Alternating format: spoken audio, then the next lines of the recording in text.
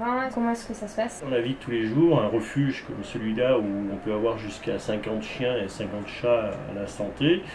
On ne peut pas le faire vivre rien qu'avec des bénévoles, puisque les animaux qu'on a, il y a une grosse partie sanitaire, il faut les suivre, il y a du nettoyage, il faut les nourrir, il faut les soigner quand ils sont malades ou blessés, etc.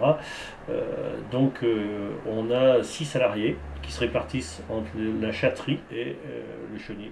Dans un refuge comme celui-là, il y a 2 phases. Il y a la phase matin où c'est du nettoyage, où c'est des soins aux animaux, mais c'est des soins, donc il faut aller très vite. Vous imaginez, ils sont 2, c'est-à-dire que dans une matinée de 4 heures, il faut que chacun lave 25 box et la vision sur 25 chiens, éventuellement avec des soins à faire, etc. Donc un chien, c'est à peu près, il le voit peut-être 5 minutes dans la matinée. Mon métier au sein de la SPA, moi je suis soigneuse. Donc c'est moi qui vais m'occuper des chiens, qui vais leur apporter les soins, qui vais laver les box le matin, désinfecter, etc. M'occuper de l'infirmerie, donc là où on a tous les chiens qui sont malades, et la quarantaine.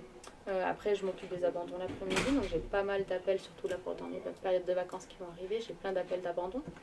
Alors moi j'ai toujours été passionnée par les animaux. J'ai décidé de faire une formation éducateur canin. J'ai réalisé cette formation au lycée des Combrailles qui se trouve en Auvergne. On paye le prix mais c'est vraiment une formation qui est complète sur plusieurs mois. Il n'y a pas forcément besoin d'un diplôme dans le domaine canin. Bon, moi je l'ai donc c'est un plus évidemment. Les compétences on les acquiert sur le terrain. Donc il n'y a pas vraiment de conseils à part aimer les animaux et vouloir faire le plus possible pour eux. Notre métier, en fait, c'est vraiment prendre soin des chats et les faire adopter dans les meilleures conditions possibles. Quand j'étais petite, j'adorais les animaux, mais j'ai pas du tout fait les études parce que j'avais trop peur du temps que ça prenait et autres. Et finalement, en fait, je suis revenue sur les animaux. J'ai fait une formation pour être soigneuse animalière. Et j'ai trouvé la SPA, enfin plutôt la SPA m'a trouvé.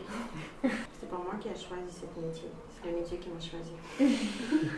J'aime bien présenter les chats et voir les gens partir avec les chats. Surtout quand c'est un chat qu'on aime beaucoup, qui est là depuis assez longtemps.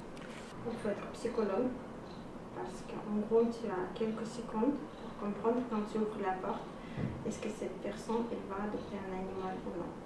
Il faut s'approcher. Si vous travaillez avec les animaux, c'est un secteur assez fermé. Il y a beaucoup de demandes en fait pour peu d'offres d'emploi. C'est pas juste les cas là des animaux, parce que nous on voit les cas de maltraitance.